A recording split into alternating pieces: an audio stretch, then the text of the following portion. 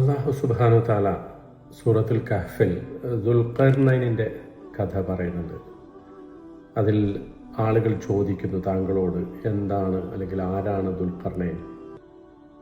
ഞാൻ നിങ്ങൾക്ക് അവനെക്കുറിച്ച് പറഞ്ഞു തരാം. അള്ളാഹുവിൻ്റെ പ്രത്യേകമായ അനുഗ്രഹം ലഭിച്ച ഒരു മനുഷ്യൻ, ഒരു രാജാവ്. ഇന്ന മക്കന്നാ ലഹു ഫിൽ അർള്, അദ്ദേഹത്തിന് നാം ഭൂമിയിൽ എല്ലാവിധ സൗകര്യങ്ങളും ചെയ്തു കൊടുത്തു.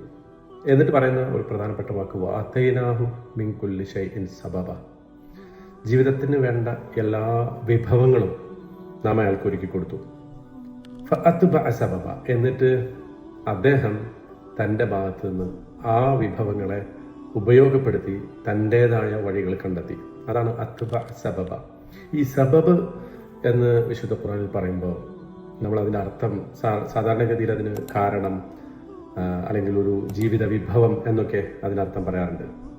എന്ന് പറഞ്ഞാൽ ജീവിതത്തിൽ അള്ളാഹു നമുക്ക് പലതരത്തിലുള്ള അനുഗ്രഹങ്ങൾ നൽകും, ഒരുപാട് വിഭവങ്ങൾ നൽകും. പക്ഷേ ആ വിഭവങ്ങൾ അള്ളാഹു നൽകിയതിനെ മാത്രം ആശ്രയിച്ചും അതിൽ മാത്രം മുഴുകിയും അല്ല മുന്നോട്ട് പോകേണ്ടത്. ഫഅത്ബഅ സബബ എന്ന് പറയുന്ന ഒരു ആസ്പെക്റ്റ്, ആ ഒരു വശം നമ്മൾ ചെയ്യേണ്ടതാണ്. നമ്മൾ അള്ളാഹു നൽകിയ വിഭവത്തെ ഉപയോഗപ്പെടുത്തിക്കൊണ്ട് നമ്മൾ കൂടുതൽ നേടിയെടുക്കാൻ, കൂടുതൽ കരഗതമാക്കാൻ, നമ്മുടെ വിഭവങ്ങളെ വർദ്ധിപ്പിക്കാൻ നമ്മൾ പരിശ്രമിക്കണം എന്നുള്ളതാണ്. ഈ കഥയിൽ ദുൽഖർനൈൻ അള്ളാഹു നൽകിയ സാമ്രാജ്യവും അധികാരവും ഒക്കെ ഉപയോഗപ്പെടുത്തിയത് എന്തിനാണ്?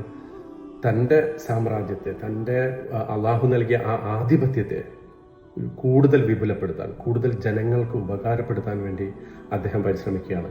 ആ പരിശ്രമത്തിലൂടെ കൂടുതൽ അള്ളാഹു അദ്ദേഹത്തിന് കൊടുത്തു. ചുരുക്കി പറഞ്ഞാൽ നമുക്ക് അള്ളാഹു ഏതോ ചില കഴിവുകൾ, ചില സൗകര്യങ്ങൾ, ചില സംവിധാനങ്ങളൊക്കെ നൽകിയിട്ടുണ്ടാകും.